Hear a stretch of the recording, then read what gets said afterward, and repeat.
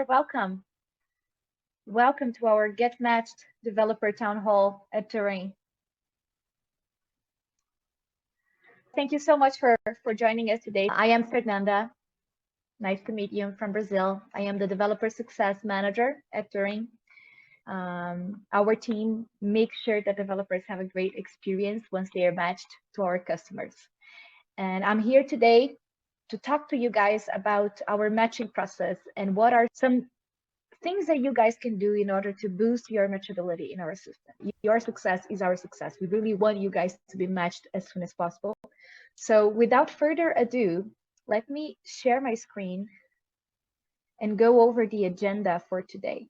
All right, so who will be here with you guys today? I have already introduced myself, of course. We'll also have Matko. Matko is our head of matching at Turing, and he will be the one to guide you through our matching process, tell you what the matching process is all about at Turing, and what are the most important things that you guys can do in order to build a strong resume and increase your chances of being matched. Okay, boosting your matchability in our system. We'll have also Syed Khalid, our sub-lead of developer support at Turing. And last but not least, we'll have Leonam. Leonam is a senior mobile engineer hired through Turing. One of the things that we love doing in our town hall events is to invite our own Turing developers to share their success stories with you guys. So how the journey was like for them from the moment they signed up with us in our platform, took the tests, went through the evaluation, matching process, and were finally matched to one of our top US-based companies, and what it is like to be a Turing developer and to be working from their homes with a company that is from the Silicon Valley area, California, US. Our big mission, guys, is to be this bridge between you and top remote US jobs. Very recently, Forbes named Turing one of America's best startup employers. We definitely don't want to be just a jobs platform. We want to be a careers platform, a place where developers can leverage their careers, keep learning, sharing. And once they join us, what we want is that you don't need to worry about finding your next job or going after your next gig. Even if you complete an engagement with one of our partner companies in a successful way, you'll be added to a quick rematch system. And soon enough, you'll be engaged in a new project with new company. Here at Turing, you have access to Silicon Valley leaders, product leaders, engineering leaders with whom you have a chance to work with. Okay, let's go to the top 3 most frequently asked questions before we invite Matko to jump on stage. And just to remind you guys, other questions, more individual ones, support@turing.com. And you can always go to our help center on our website, help.turing.com. Okay, there are lots of other frequently asked questions there, very well explained and cleared out. So make sure you check that out. First, top question is, okay, I have completed my technical Turing test, have passed the coding challenge. What's next? Okay, we have a very large matching team actively working on finding the perfect matches for you guys. But we kindly ask that you are patient at this stage because this process can be time-taking for some developers, okay? It goes from a couple of weeks, like 1-2 weeks, up to a couple of months, depending on the situation. But the next step should be that you are invited from one of our Turing people to a non-technical interview, where we'll discuss the project, salary rates, and your availability to start with the partner company. Okay, once we have checked all that information with you, you'll be hearing from us again super soon. In the meantime, you can keep in touch with our team through support@turing.com. Second is, all right, my skills match the client's requirements. How do I increase my chances of getting matched? Our head of matching will talk much better than I can about this in a couple of minutes. But yes, as I already said, it can be a time-consuming process. 2 simple things that you can do to increase your chances is research the rate per hour of your position before negotiating. Maybe you can adjust it a little bit, decrease it a little bit. That definitely can help. Another simple thing is like completing additional tasks, right? Maybe you took 2 or 3 tech stack tests because you feel like, okay, this is like my biggest areas of expertise. But if you have more tech stacks that you know you could show some expertise, some level of knowledge, go ahead and take more tests. That definitely helps too. Matko will talk a little bit more about this. Can I get feedback about my application? Yes, that's possible. Okay, just email us at support@turing.com. We can check with the customer matching team and do our best to provide you with some more individualized feedback ASAP. In some cases, that also can be time taking. Right now, we are doing our best to process all the applications and try to give feedback to everyone. Not always it's easy or simple, but we'll always do our best to do so. When it comes to every developer's journey in our platform, you go through three phases specifically. Phase one is like the vetting process when you start taking the seniority assessment, tech Turing test, the coding challenge, which is what you have passed. You have passed through this part. And you are now in what we call phase two. Okay. And you're supposed to then finalize your resume, take additional tests, keep improving skills, keep improving yourself, and then wait for the job offers. Okay. Once you are matched to one of our partner companies, then you are in what we call phase three, billing active, enjoying a full-time engagement with one of our US-based firms. Now I'm going to invite our head of matching, Matko, to talk to you guys about how matching works at Turing. So Matko, are you there? Yes, I appear magically from the screen. Hi, Fernanda. How are you today, Matko? I'm good, good. Always better on Friday. You know how it is. I think everyone shares that sentiment specifically. So, yeah, Yes, hello, everyone. Friday mood, right? Friday mood is like, I'm going to leave Matko on stage to you. I'm sure he's going to share some helpful insights with you. So see you soon, Matko. Bye. All Thanks. right. Thanks. See you later. I hope that you all can see my screen. So, what you are interested in is why are you here at all, and why are you not being matched with the clients, right? If you are here and we have not been in touch with you, in most cases, it means there is something off with the data we have on you. I'll explain what that means, right? So, when you register on the platform, I mean, you know this by now. We ask you to upload your resume. We ask you to take some tests. We ask you to go through coding challenge, and then you're stuck here and you have no idea what to do next because it seems that nothing is happening. And for some of you, nothing is happening, and I'm here to try and explain why is that so. So our matching system is composed of two parts. One is automated, built by talented people from machine learning and data science team, and one is human oriented, built by my team and people around it who are doing manually what machine learning algorithms cannot do automatically yet. So when a client gains access to our system and he speaks to one of our sales representatives, they almost always post a job to our system, right? It's an internal job post. You cannot see it in most cases. Sometimes you can, but in most cases you cannot see it. And almost always the clients are looking for something, right? Depending on how much experience you have seen these jobs all around the internet, especially if you have been looking. They are never looking for a single thing. Even when they say that they are looking for a front-end developer, they will always say that they are looking for someone who worked with React plus tons of other things, depending on what kind of tech stack the company is using. It's much the same here. So each and every one request that we get is not that simple. If it was that simple, we would not need a human team. By now, we would have managed to solve the issue just with machine learning algorithms and matching things automatically, right? So in order to identify who is best fit for each job, we do a bunch of manual work, but we don't do all of it manually because it would take forever and it would not be much optimized, right? So we have a help from our machine learning algorithm, and it relies heavily on two things. It relies on these tests that you have seen by now and that you have taken, and also it relies on your resumes. So I will explain how these two correlate and how these two are connected. If you're here, that means that you have passed our coding challenge. And in order to do that, the platform asks you to take at least two tests. And it's all very good. If you have taken only two tests, it's all fine, right? The thing is, it doesn't do much for your ranking. Now, what is ranking, you may ask, right? So suppose that you pass Vue on the front end and Node on the back end, right? So you work as a full stack developer, mainly with Vue, mainly with Node.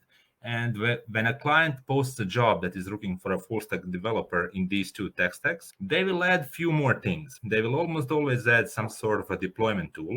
They will almost always add some sort of database. Sometimes it's Mongo, sometimes it's SQL, sometimes it's some other thing. And they will also ask for supporting things. So say things like GraphQL, React hooks. And if you have taken only these two tests and the job looks for all these additional technologies, in the context of that job, your name will be down, right? So in order to fix that, in order to fix your placement for every job that's out there, you would need to go back and pick up some more of these tests, even those that you think that are not important. Sometimes you have worked on a single component using something recently, and you're not really an expert in it, and you don't think it's very important. You don't think that it will do anything, but the way our system works, it will do. So if you have ever used the Firebase in your career, go take a test. If you have ever used Mongo or Laravel or whatever, go take a test. Having multiple tests taken makes a great impact in your ranking whenever we are speaking about jobs. Sure, there is a catch here, right? So in order to avoid having people just pick every other test and suddenly they know 30 or 50 tech stacks, right? These things, in order to be relevant, in order that our matching algorithm takes notice of them, they need to be corroborated in your CVs. And this is one other thing. So when you are on the platform, there is a Finalize My Resume tab. You can access it and you can make some changes to your CVs. And depending on what kind of changes you make, you will also improve your ranking placement. The algorithm looks specifically for the usage of the skills. So if you have taken React test and you have never mentioned React in your resumes, the algorithm will just ignore this test. So let's take a look at some of these resumes, because resumes have two functions. One function is to corroborate these tests that I was talking about. The other function is, of course, to be a sales pitch to the client, because these resumes go directly to the client, and the client is a human. He's reading them. And apart from having a proper content, they rely heavily on first impression, as you may imagine. So I'll have some of these examples for you just to kind of pinpoint what I'm talking about. If you take a look at these two, you can see that in the context of our matching algorithm and ranking and placements, these have no value whatsoever, right? There is no mention of any specific technology, of any specific tech stack, of any specific language, database, or anything. And in the context of human interaction, if we were to send this to the client, they do not fare well as well, right? So you're not really clear what this person was doing here. This one migrated legacy code to the new platform. What kind of code, what kind of platform, how big was the legacy code, what were they actually building? Also, this one supported product migration and platform upgrades. What kind of product, what kind of upgrades? Was he doing this on his own? Was he receiving tasks? Was he building features? And so on. Many unanswered questions, right? And thing is, we can always get in touch with you and ask about these questions just to get more clarity. But if we were to send this unedited to the client will not ask these questions. They will just keep this resume. So in order to improve your chances both with a human client and with our matching algorithm, your resume needs to have some information of value, so to say. So let's take a look. So these two are coming from the developers who are working with our clients. And as you can see, they're a bit different than the ones before. So these have skills properly tagged, right? So that they can be attached to the tests that these people have taken. Also in the text itself, the context of these skills has been explained. In this specific example, it's React Native, Redux, and TypeScript, and here is Vue and CodeIgniter and a bunch of other things.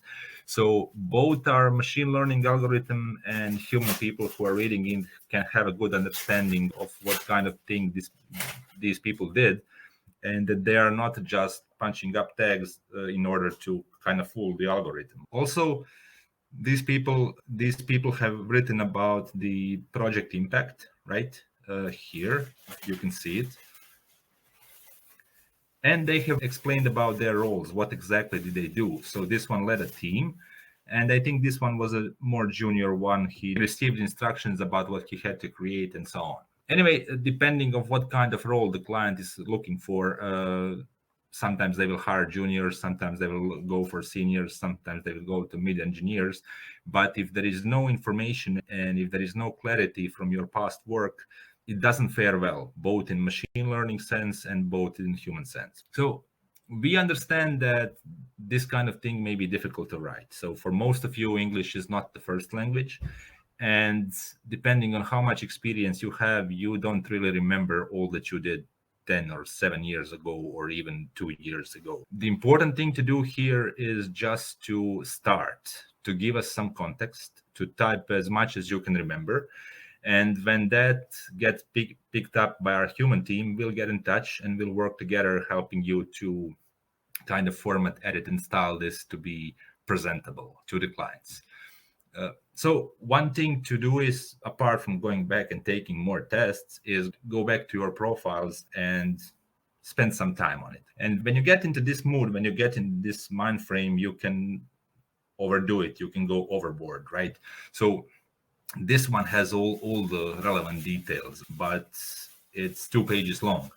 And as I said, the second part of the profiles is the sales pitch. And depending on how many profiles we send to the clients, the client will probably skip this one. If he has time, he'll read through it. If he doesn't have time, he'll just go to the shorter one. He already trusts that these profiles are selected and curated, and that the people that we choose know their technology, so they want to know them. But still, they will almost always choose for a more impactful, more compartmentalized one. One other thing to have in mind here, when you're done with tests, when you're done with profiles, there is an availability function on the web. So please keep this updated, because it will expire after a month. And if it expires just at the moment when we have a job for you, you may not end up being selected. So keep an eye on this, update it every now and then. So as I mentioned, you have a Finalize My Resume tab on the platform, but for some percentage of you, that view is going to be a bit different, and it will have more user interface, more product input on how to build these profiles. Hopefully it will help, but we will appreciate your feedback further down the line before we release this to 100% of the developers that are here. So to kind of sum it all up, help us help you, the things to do now is to go back, take a look at your career, take a look at the projects you have been working on, and pick relevant tests, even the one that you thought are not important. Also, when you're done with that, go back to your resume and use these tests as a context to explain your past career, past projects, past things that you have been building using these technologies. So describe what was your role in a company, or what was your role on a specific product or a project or a service. Be sure to tag the skills, because we need them, the algorithm needs them, and describe the context of these skills. This is not for the algorithm, but this is for human people reading your resumes. And if you have them, please include the metrics, any sort of improvement that you did. The important thing is to be proud of your work, and that this comes across from your resume. So if you have some numbers, everyone likes good numbers and some good data presentation. So one thing to avoid, not like you have to exclude it completely, but do not focus on it. Try to avoid describing at length what exactly the product does, or what exactly the application that you have built is supposed to do, right? Both the clients and we are more interested in your technical ability than the product business value. So try to avoid it, put it as a side note if you can, and focus more on these other things. And of course, as I mentioned, keep your availability up to date. So hopefully this has been helpful somewhat. Thank you for listening. Guys, I hope this has been helpful for you. If you have any insights, go to Twitter, share the key insights, share something you learned with us today, and use our hashtags there. Okay, Turing Dev Town Hall or hashtag boundaryless.